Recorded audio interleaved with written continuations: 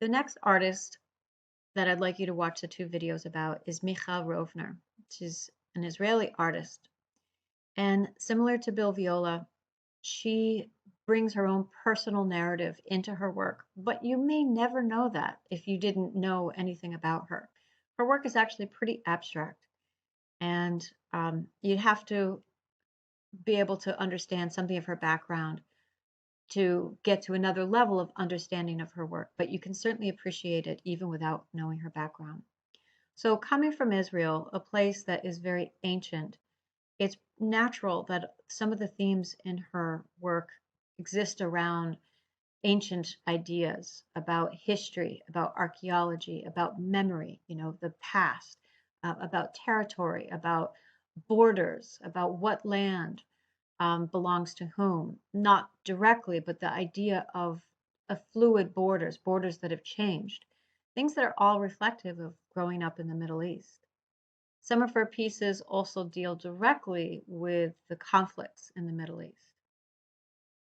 So she's what I call a big thinker. Every detail of her installation pieces are part of the piece. So in this one piece that was in front of the Louvre in France, and it's called Macon for space. What you see are two buildings. This is in the outside of the museum. Two buildings, and one building looks somewhat like a solid structure, and the other one is only half built. You can see here, half built, and it has a big crack in it. The solid structure one has a very clear cut passageway through it, and the other one is cracked. So you could look at these and kind of appreciate and come up with how they are symbols without having any more knowledge about the piece, right? We have a solid structure, home. Home often represents security, and then we have another structure that should be like a home, but it's broken, so that's insecurity, right? So we could make those comparisons and think about that. But there are more details to the piece. So these pieces were created out of stones that came from the conflicts of from the various countries in the Middle East, right? So houses that were ruined.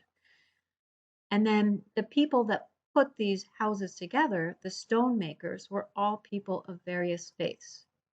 So every detail from the name, Makon, meaning space, to the material, to who built this, those were all part of the pieces.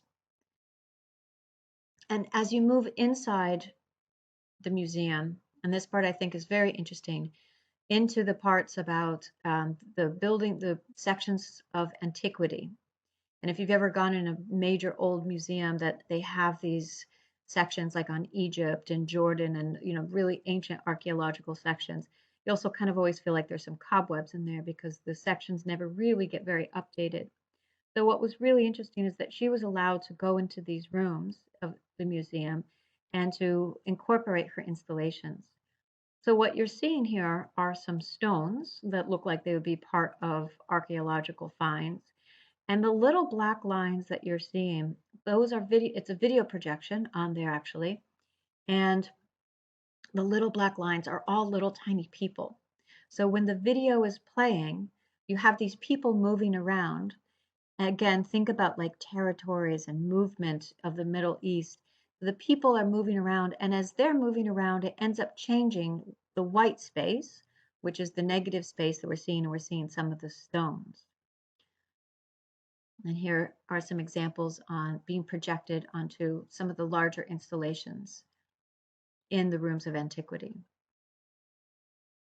So what I have on Blackboard, I have a couple of videos and from some exhibits of hers. This one current, which is in a old coal factory. And so she has some projections there. So there's an interview of her talking about that. And then there's another video from her installation Frequency. And you'll see more examples of how she uses people and projections on all different kinds of objects there. So those are the works that I'd like you to look at for this week. They're all here on Blackboard. And then at the end, I have just one more example I'd like you to look at, American artist Gary Hill. And these are both very short, just like 2 minutes long, talking about, again, how his like personal narrative became part of his video work. And you'll also just see some really interesting examples of installation.